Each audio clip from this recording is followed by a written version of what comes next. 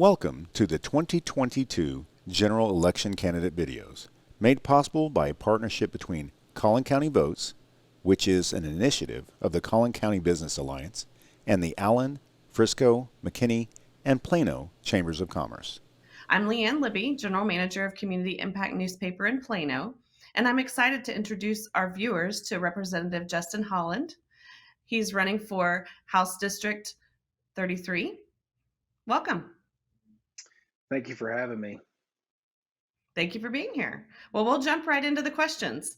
So the first one is, tell us in your own words, what is the role of a state legislator? Well, it's an important role and one that I take very seriously. I'm going into hopefully my fourth term, and you learn a little bit more each time, each session about what it is to be a state representative. But most of all, you have to be able to switch back and forth from, being a policymaker, a legislator, a lawmaker, and also dealing with the casework that comes with that. So we spend usually 5 months or 6 months in Austin, legislating, making laws, and passing a conservative budget. And then we spend the rest of the time back at home, living under the same laws that we made with the communities that sent us there. So it's important to make sure that you have a pulse on that community, that you know the nonprofit groups and the chamber groups and all the church groups and business community, and what is important to them. You touch a lot of state agencies being a state representative and being a citizen taxpayer voter. And so being able to help with the casework and having a good staff is important to me. We have a 100% meeting policy with somebody on the staff. I hire tremendous people to work for me to handle casework with the various state agencies.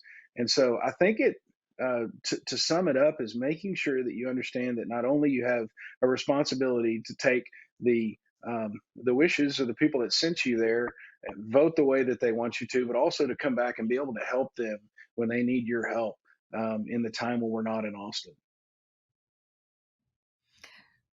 Could you share with us your top 2 to 3 legislative priorities?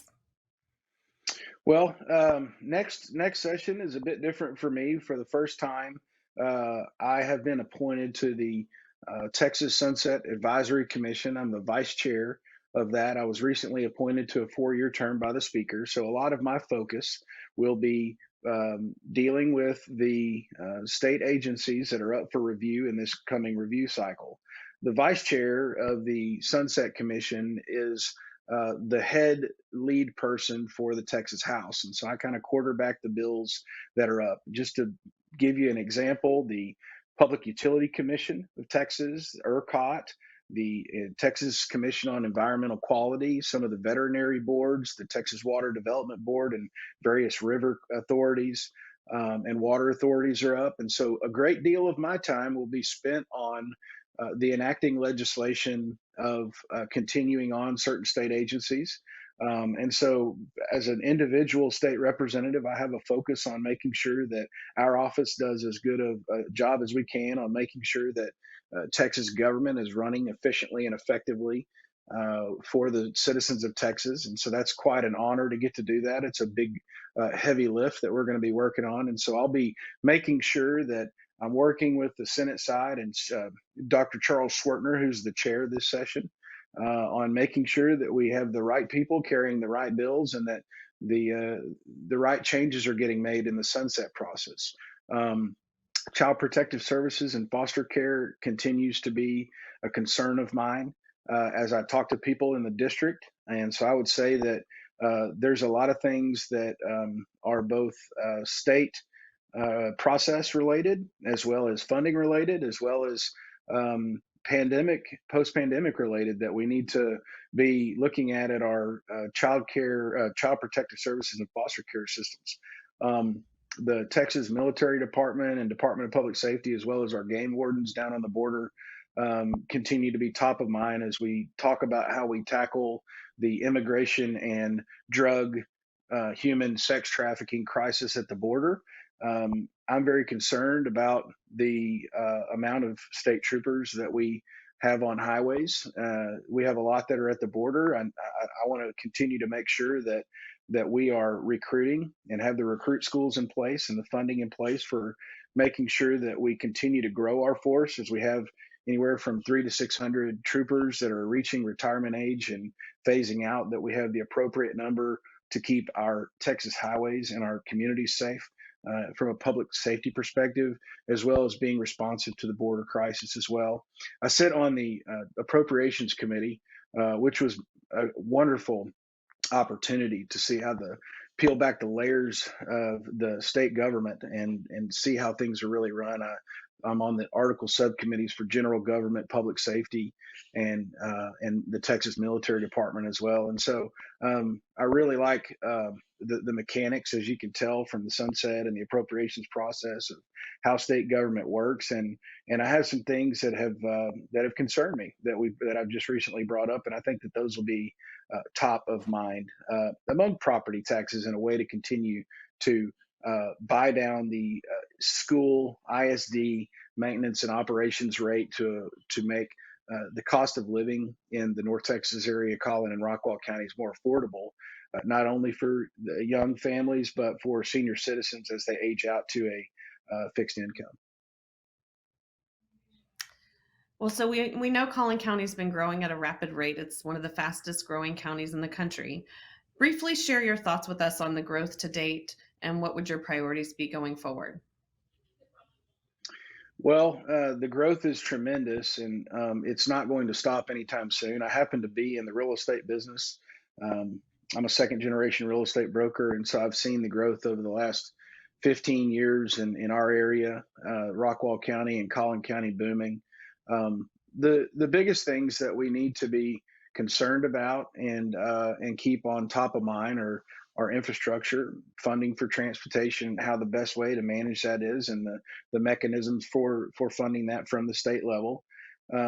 Public and state, state and local uh, relationships and partnerships on how we can fund as many of those projects through our state budget as possible, to keep local taxes low and property taxes low. I mean, property tax continues to be a big problem, but if we put all of the roads and infrastructure on the backs of the local governments, it's going to be hard to slow that growth of property taxes. We're not oblivious to the fact that values continue to rise, and so it's just having people there to manage, uh, making sure that we've got water, wastewater, roads, and all of the things it takes to get people from point A to point B, for business to thrive, for families to thrive, and people move to the areas because of our schools. And so my commitment to public education remains stronger than ever right now, making sure that we're fully funding our schools,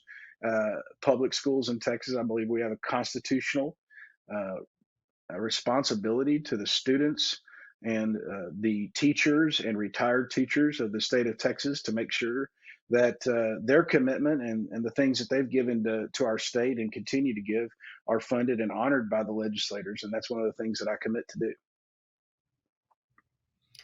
So, what do you see as the top needs for the business community, and what would you do to help meet those needs to ensure continued economic growth? Well, one of the biggest kinks that's been thrown in the business community is how we continue to shift and be flexible from the post-pandemic effects of the COVID-19 virus. There's no end in sight for that right now, in terms of the way that we have to be flexible. A couple of big things that we've done, I think, are going to help. Are, for one, we're flexible. We can see on a microcosm of that, the Texas restaurant community and industry, as well as tourism and travel, were hit big. And so, we were able to do some things in the law that helped them be more flexible in the way that they served their food or sold their uh, alcohol to go. Was one of the regulations that was lifted, and then we made it a law. So I think what we see is we listen to the small businesses and see what it is, what's really holding you back.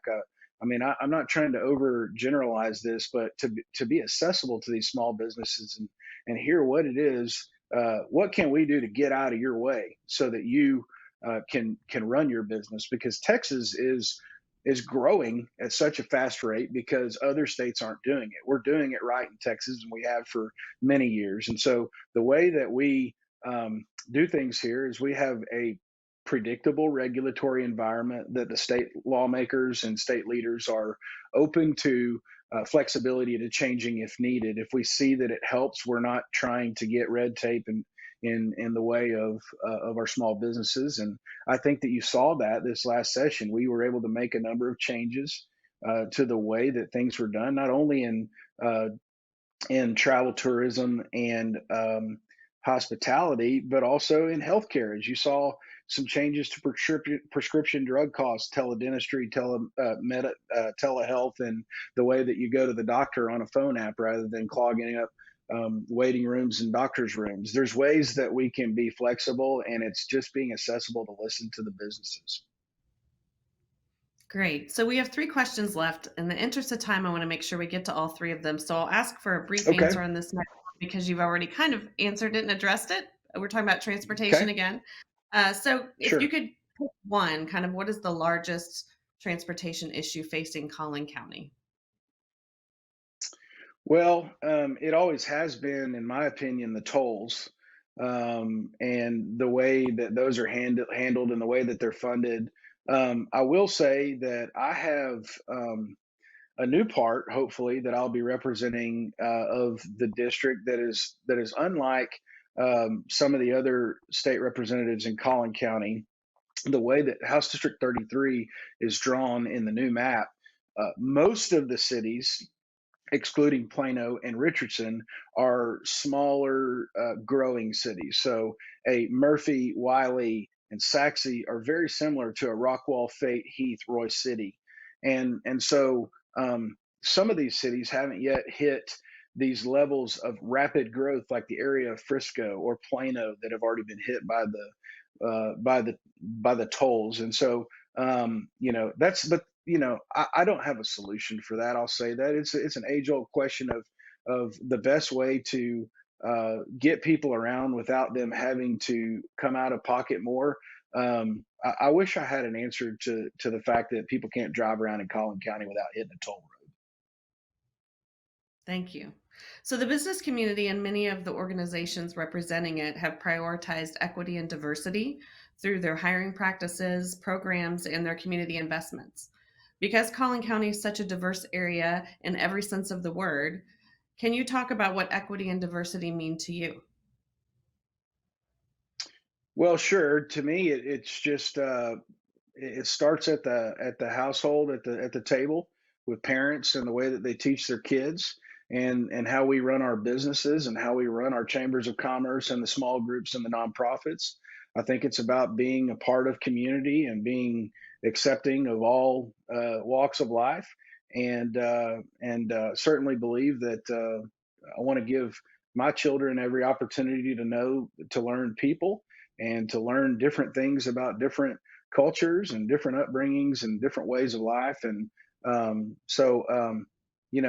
not really sure how to answer that question, but just that's not something that the business community can fix. It's something that starts in a person's heart and a person's dinner table and with their churches.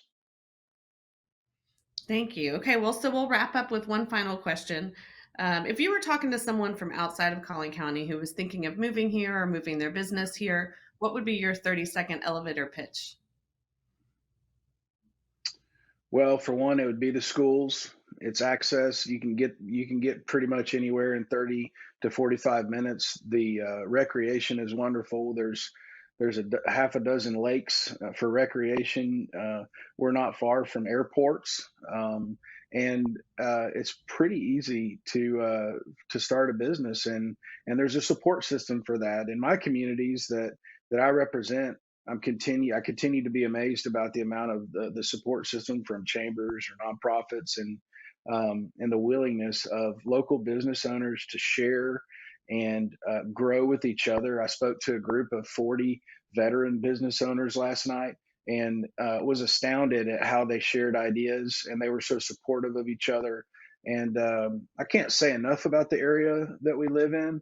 It doesn't need a sales pitch. People are moving here already, and it's the best place, in my opinion, in Texas to live, work, raise a family, start a business, and you don't really have to sell it that much. Great. Well, thank you so much for your time today, Representative Holland, and for speaking directly to our viewers on important issues. You bet. Thank you for having me, and I look forward to having the support of all those who watch this. And if you have a question specifically about anything that I stand for, or anything on an issue, or a way that I've voted in the past, I'm happy to answer those as well.